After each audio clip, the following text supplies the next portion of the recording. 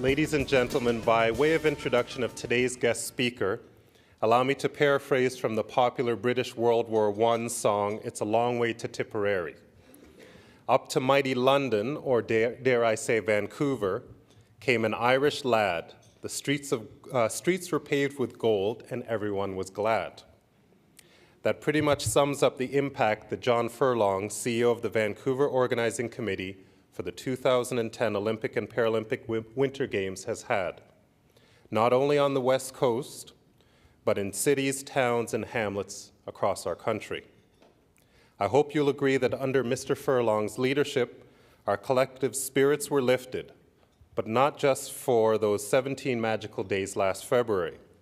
The energy harnessed from that incredibly successful Winter Games has sustained our spirits and drawn us closer together as a nation. Mr. Furlong, an immigrant from Tipperary, Ireland, landed in Alberta 37 years ago and kept going west. He had long established himself as an athlete and sports leader on the West Coast before his Vanuc role propelled him into the national and international spotlight. A former Canadian squash champion, Mr. Furlong has been a member of the Canadian Olympic Committee, chaired the BC Summer and Winter Games and Sport BC, and founded the Northern BC Winter Games Society. The accomplishment that has made him a national household name is his adept handling of a multi-billion-dollar winter athletic spectacle that dazzled visitors, broke records, set new standards, and injected newfound pride in the citizenry. His efforts, talent, and expertise have been duly rewarded, as they will here again today. He's been named Canada's Sport Executive of the Year for his contribution to the Vancouver 2010 bid, and named Vancouver's Executive of the Year by the Vancouver Executive Association. Mr. Furlong was selected as Canada's Marketer of the Year by the Canadian Marketing Association.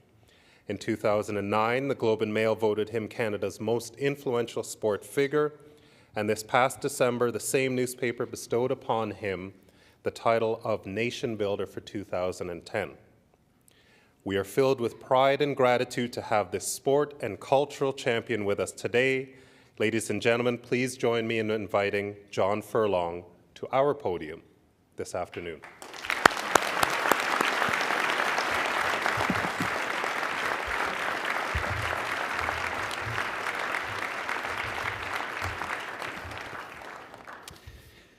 Well, thank you very much. I'm not sure how to react to that. It's an incredible honor to be here, and I've seen this stage on television a few times. Never been here before, and it's a wonderful honor to be here. And I have to say, and I don't know any other way to express it than, after the games ended, I think many people thought it would sort of slip away fairly quickly, but it hasn't. Something has happened, and I've been lucky enough to be recognized on a number of occasions, but the fact and the truth is that recognition has come to me because other people did heroic things, and very heroic things, and I was proud and privileged to lead them and be part of this project, which was a wonderful honor to be part of. I would do it again 1,000 times, but only in Canada. And it was a great experience, and I would say to all of you in the room, whether you're an athlete, whether you're a partner, or whatever role you might have played, even if it was just taking up a bun and throwing it at the television when someone scored a goal on us, thank you for the contribution that you made to the prevailing spirit in the country that we saw during the Olympic Games, from which I chose the title for the book, Patriot Hearts. I thought the title was a title I wanted to try somehow to recognize and show that we saw it, and we recognized that the people of the country became the difference makers. They took to the streets in the best way they could, and they embraced this spirit, and they gave the world a chance to see our country on its own terms. It wasn't a story about geography and big cities and iconic imagery. It was a story about human beings and people, led by a great Canadian Olympic team, which I think is the best athletic franchise we have in our country, and is the one that's responsible for talking directly to our children and leading them to careers in sport and leading them to careers of becoming great citizens and great leaders in our country. I'm very honored to be here with some of our partners, RBC and HBC, and thank them for the contribution that they made to the Olympics.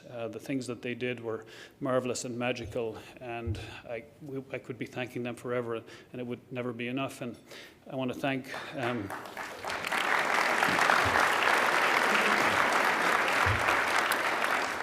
thank Minister Lunn for his support of us and the Olympic team, and for being a champion for this program we call Own the Podium, which lifted us to a place where we could legitimately take on the world, and which was the sole reason why we were standing there in that arena on the last day, chasing the 14th gold medal, which was a record for any country, home or away, ever at the Olympic Games. And if you say it quickly, it sounds like nothing, but it was pretty amazing. And I thank him for that, and say also that at the end of the Games, when the government of Canada came out, and when a lot of people thought that some of this funding would go away, and said, we need to see this for what it was, build on it, and recognize that sport at this level, achievements at this level, are in our national interest.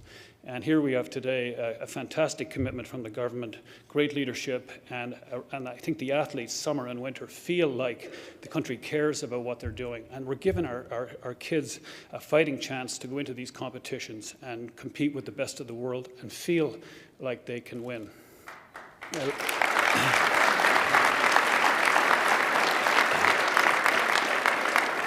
I want to thank Mrs. Harper for being a spectacularly great fan, and she and her husband came to Vancouver, and I can't even begin to calculate the value they brought to the Olympics. They were like Waldo. They were everywhere and anywhere and in the front row and leading the cheers, and I think were a fantastic example of what you would hope for from a leading couple during an event like this. Just watching them and watching the glow and the way they cheered, and they felt the pain and the anguish and everything everyone else was feeling, and it was very special, and it gave us a great sense that if the people that run our country believe so much in this, they're saying by their attendance that this matters and is meaningful, and it's necessary that we do it well. I want to thank also CTV and Rogers for taking the story that we were trying to tell, bringing it to life, and sending it to every home in the country. When we were finished, 99.1% of Canadians saw some of the Olympic Games on television, and it was very special. And without them, we would have not have had anything like the result that we had. I see Lisa Laflamme here, and I had the privilege of flying home from Greece with her with the Olympic flame. If you could have seen this little Olympic flame, and it was strapped into a seat. Like, it was the only thing flying on that plane that was in first class. And somehow, skilled reporter that she is, she convinced us that it was time to break out the champagne and celebrate our good fortune to be going home. And she decided to ask me to sing or lead off the crew on the plane in O Canada. And I did, and she had a camera on. She took pictures. She realized I don't have a note in my head, and then she put it on television. And she's continued to do it. You cannot trust that woman. I'm just telling you, stay away from her. But we had a fantastic experience with the media and the storytellers, and they really gave us a chance to show that the vision that we had really could be brought to life. I've been asked, I think, 1,000 times this year about, how did you pull it off? And as much as that 50,000 people came to the start line and did what they did, really there was a reason, and it'll sound fairly simple. We believed profoundly in the vision we had, in that vision that we could take the Olympic spirit and walk it right through the front door of every home in Canada and have it spoken about and talked about at the kitchen table so that every Canadian life could be touched by what we were doing. And so that was our vision. And many people at the time were playing violins in the corner and thinking, this isn't going to work. Canada is too big. This is not Luxembourg. This is Canada, 6.5 times the size of Europe. It's like trying to take the Olympic flame from Lisbon in Portugal and going right past Siberia with it. And so it was a big thing to try to do.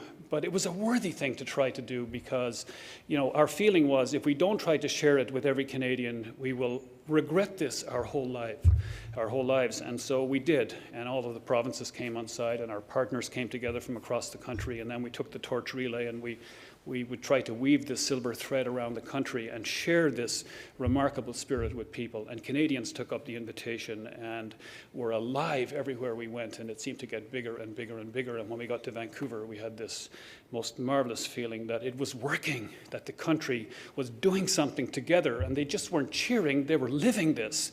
They were living it, and so it felt incredibly special to us because of it, and it goes to show that if you have a vision that's capable of pushing you out of bed in the morning, it can take you anywhere that you want to go.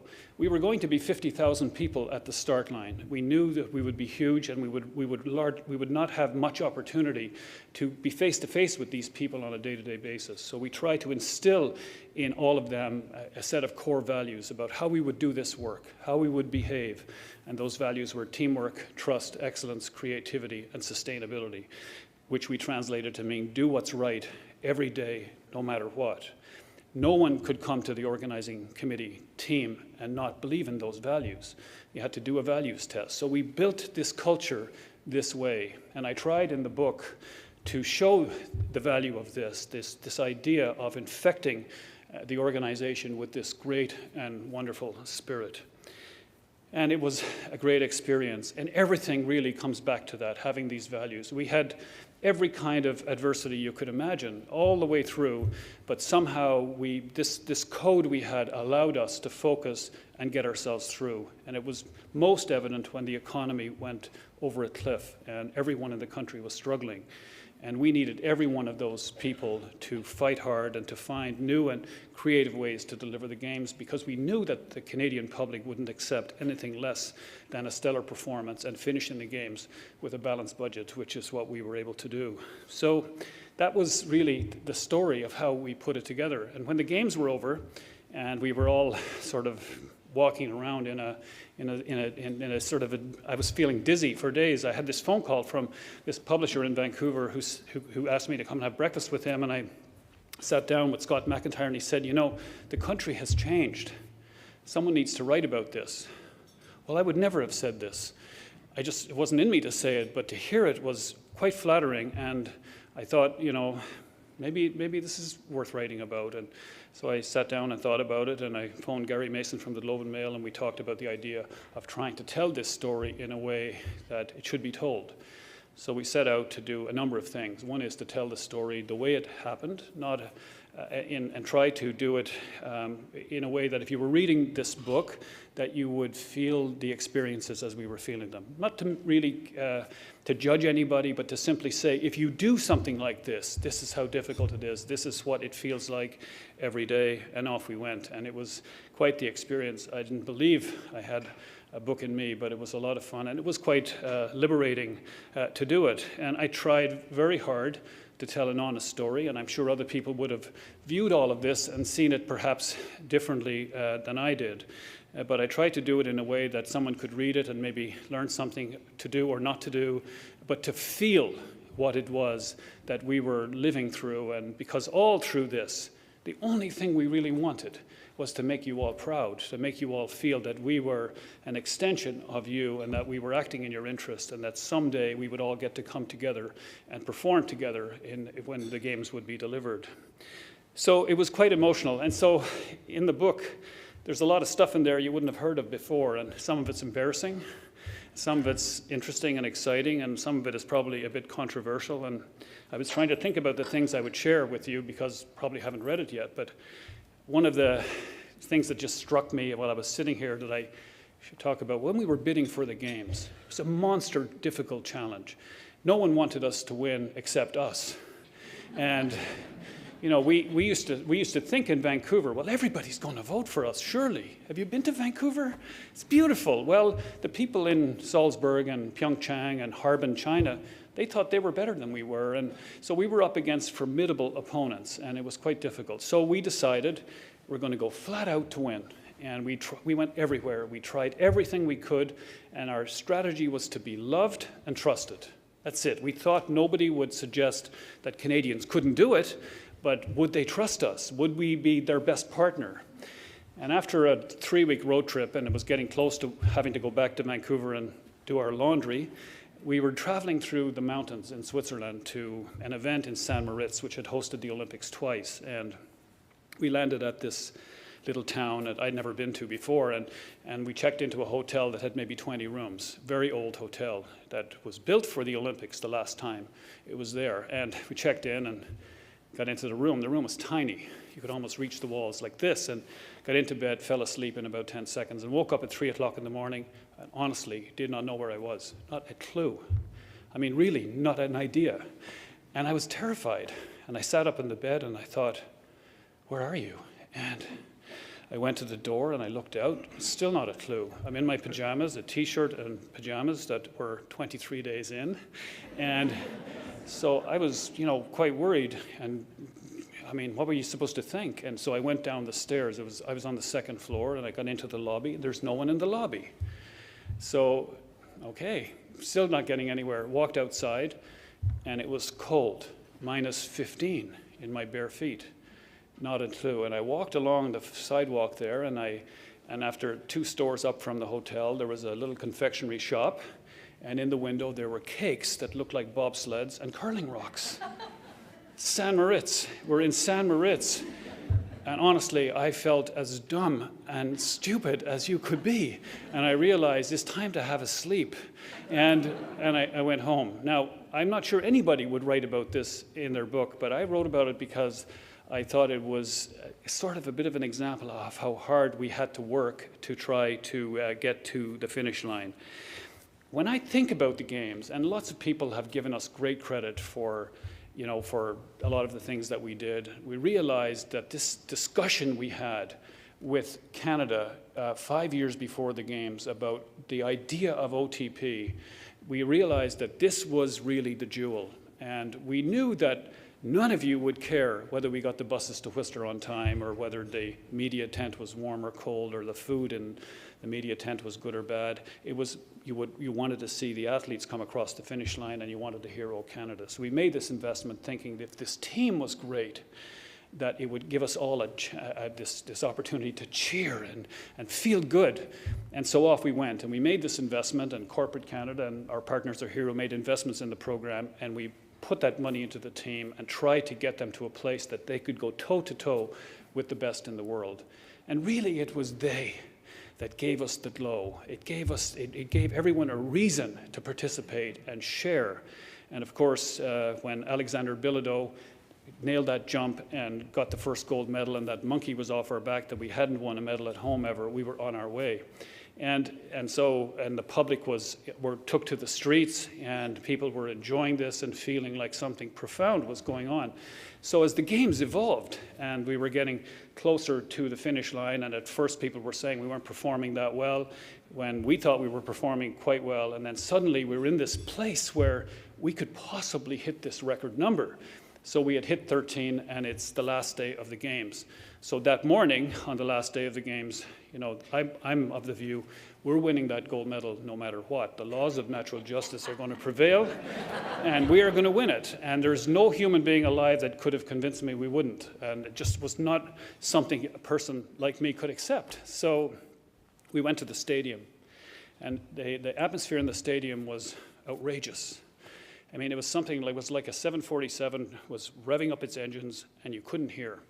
And it was crazy, and every person in the country, 26.9 million of us anyway, were watching all of this, and the game started. And I had an earpiece here, and a phone in the other ear, and a pad, and we had closing ceremonies coming, and a lot going on, as you can imagine.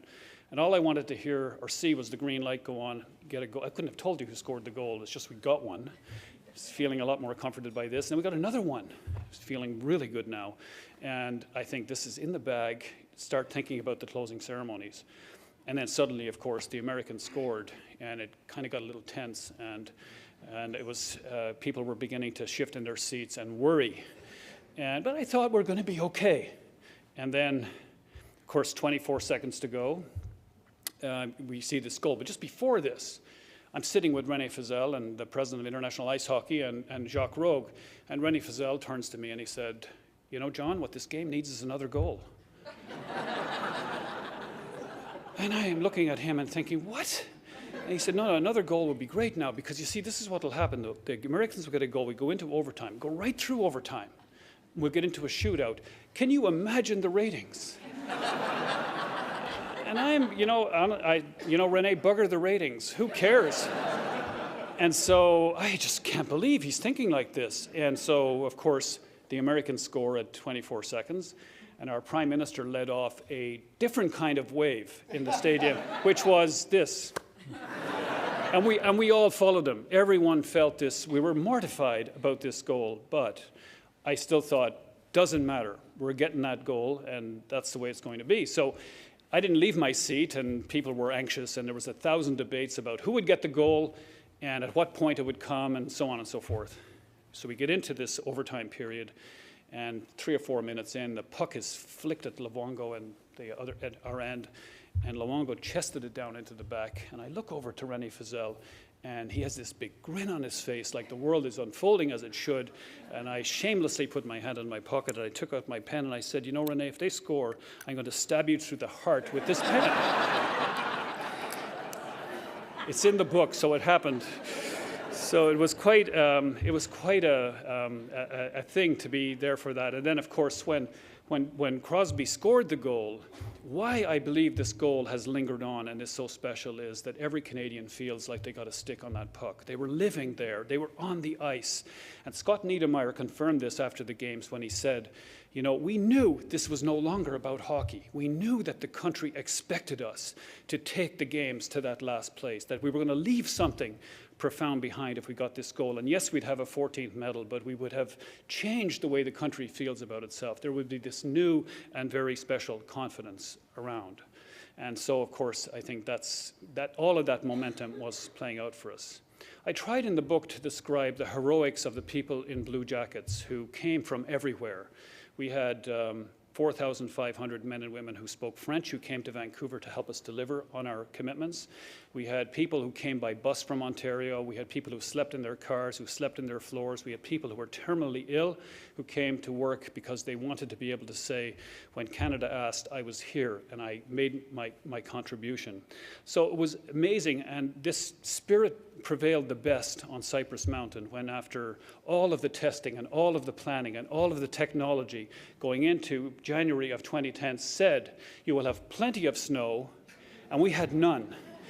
And we had to invent a solution on that mountain that was inhuman, and those volunteers lived up there without going home for all of those weeks of January and February because they would not allow us to be that organizing committee that had failed to deliver an event at the Olympic Games. 4 or 5 days after they started into this strategy of hauling snow from 100 kilometers away and trying to shape the mountain and bringing in bales of hay to shore up the sides of the hill so the snow wouldn't slip off when it was warm.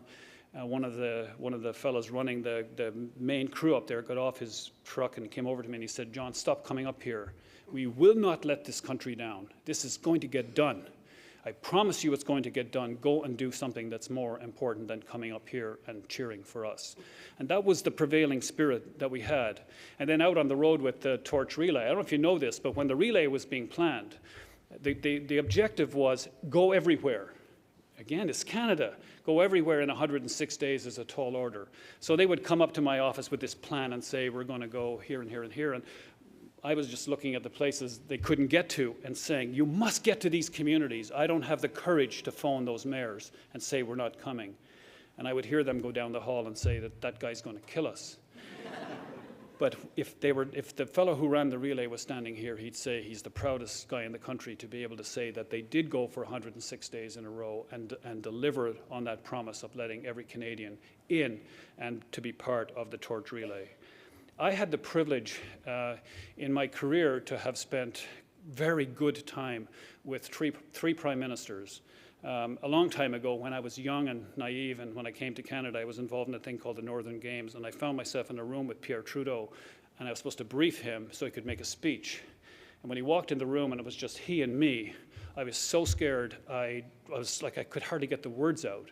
And I talked to him for an hour, and he had this halo around him, and when I was finished, we went downstairs and he walked up onto the stage and he spoke for an hour to the people of Prince George with such incredible passion and eloquence. And he taught me how to get up in front of a microphone and let your heart talk for you, to speak your mind, and to don't say it if you don't feel it, and don't say it if you don't mean it.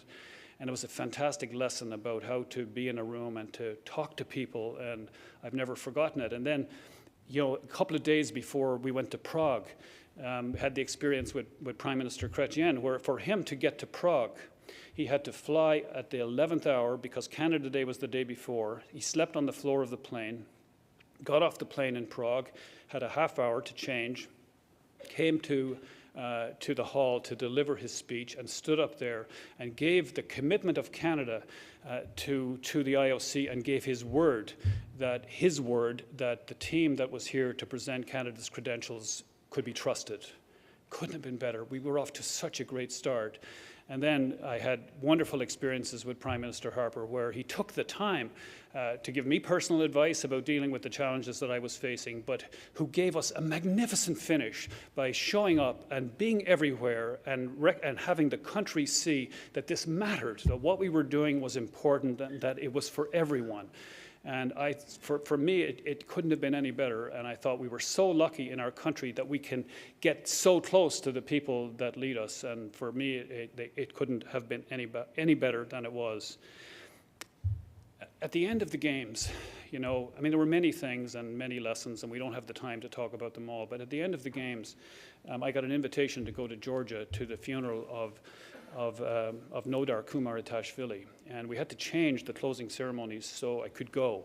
And I wanted to go, and I wasn't really sure what it would be like going there. And so in order to get there, I had to catch a helicopter ride from Whistler, from behind the stadium that we were closing the games down in, get to Vancouver to catch the last flight to Europe to get to Georgia. It was a 2-day trip to get to Bakrouani in the mountains of Georgia, a village that looks like it's 100 years ago. We got there and went to his home and met his family, hugged his father and mother, went up a ladder at the back of his house to his room and sat on his bed and saw this wonderful picture of him on the wall above his bed, of him holding our Olympic torch in Whistler, full of dreams and hopes, and then meeting the people of the village and going down to this funeral service that they had, and realizing the struggles that people have in other parts of the world, how hard they have to fight just to survive, and how they come together and help each other, and the magnificent reception they gave us, and how thoughtful they were and grateful that we had come. And I remember when it was finished and leaving, felt like we were leaving family. We got into the car and we were driving down from the mountains, and you could see Bakrouani and the lights behind us as we were heading back to Tbilisi to fly home. And thinking, my colleague Renee Smith-Valad, who had come with me, and I remember looking over and saying to her, we are so lucky to be able to put the word Canadian behind our name, to say that we live here, that this is our country, that we live in a country that has so much, that has given us so much. And I have to say that I don't believe, I have an Irish accent. I know it's not as profound as it was, but I have an Irish accent. And I don't believe that there's any other country in the world where a person with my accent could be given a job like this, to be given an opportunity like this. We don't have this kind of talk in Canada. In Canada, it's about, we're all in this together, and through all of the years that I've done the work that I've done, no one has ever referred to me as an Irishman. I've always referred to me as a Canadian. And I'm very proud of it, and I'm very proud to live in a country that behaves like this. It feels so wonderful to be part of that. And we agreed coming away that, we don't say this enough to each other, that this country is so special. And what I hope has happened as a result of the Olympics is the world saw us the way we wanted to be seen, and they saw the great human enterprise that our country is, and that from now on, that as we go on in whatever endeavor, that people will look at us and say, I'm with those Canadians. These people are special. When the games ended, lots of great things were said. The Prime Minister made profound comments about Canada's place in history, and my son phoned me the next day, and we were on our way to the airport to say goodbye to everybody. And he made the following comment. He said, Dad, we grew up next door to a giant. They were bigger than us, better than us in most things. They had all the money. They beat us in most things. They made all the movies. If they decided to go to a war, we went with them. If they decided on a particular thing they wanted others to do, we did it with them. And it was okay. The next generation will never feel this. The next generation will feel that we can go out into the world and compete with anybody and be successful and feel like we belong. And if that was the only legacy from the Games. I'd say the Games did us a good service. If the Games was able to get every person talking to themselves about the role they play in life, the role they play at home, at work, and at play, it would have, I think that legacy would be enough. We have a bigger one than that, but it would be enough. I'm incredibly honored to be standing here. In 1,000 years, I never thought I would ever be in a situation like this, to feel the pleasure of having been involved in this and to be recognized this way. And on behalf of the athletes who gave it everything they have, and the 50,000 people, thank you for this great honor. It was a magnificent privilege. I was shocked to be told this, that we were going to be honored this way, but I'm incredibly grateful. And today is the day I realized that it did matter. Thank you for that.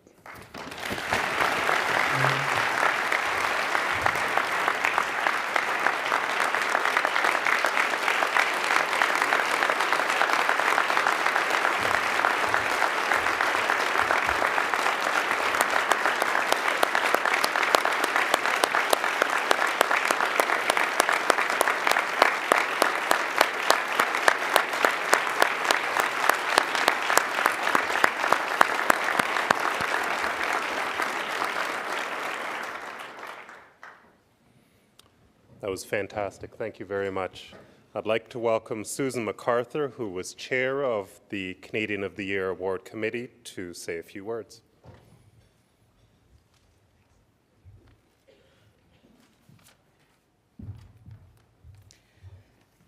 Well, John, I can say you made me proud. It was a fantastic event, and I think all of us in this room felt the same way, so it was quite terrific. Mr. Furlong, Olympians and guests. So I just want to let everybody know this is an award we take very seriously at the Canadian Club. Each year we select a list of very well qualified nominees, and they are put through a rigorous vetting process, not just by our board at the Canadian Club, but also by the Canadian of the Year Committee. And I would like to thank Alison Dalglish-Pateau, who was very instrumental this year on my committee, and also Lorraine Harper, who is also an honorary member of the committee. So we have given this award to a number of recipients in the past, and the criteria is really that you make a lasting impact on the lives of Canadians. And listening to John Furlong, I think it's quite clear that he made a lasting impact on the lives of Canadians. Past recipients for this award have included Supreme Court justices, accomplished entrepreneurs, pioneers of the arts, and members of our armed forces. It gives us great pleasure to add John Furlong, CEO of the VANOC Committee and the 2010 Olympic and Paralympic Games, and the Canadian Olympic effort, because it was the athletes and the volunteers as well, to add to our list of Canadian of the Year.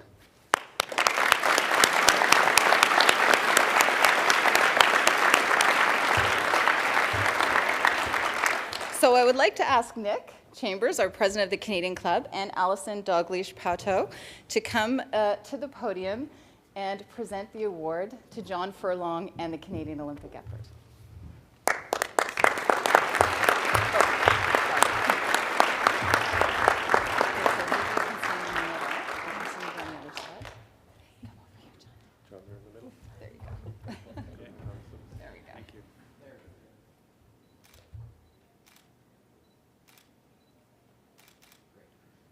Excellent. Congratulations.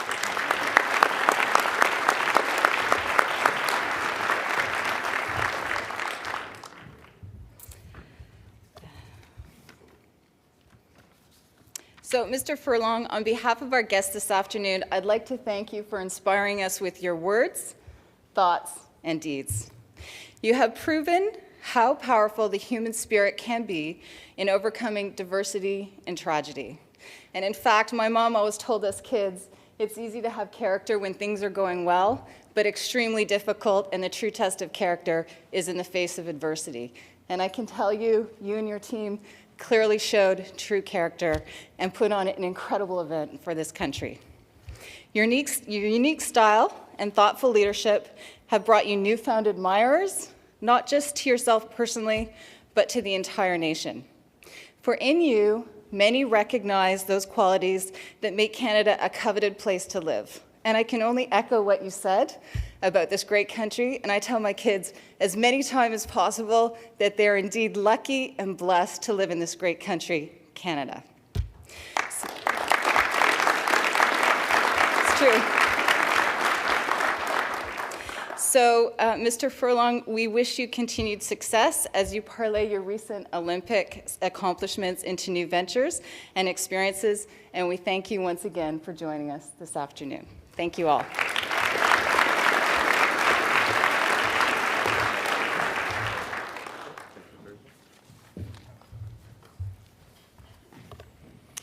Thank you very much, Susan.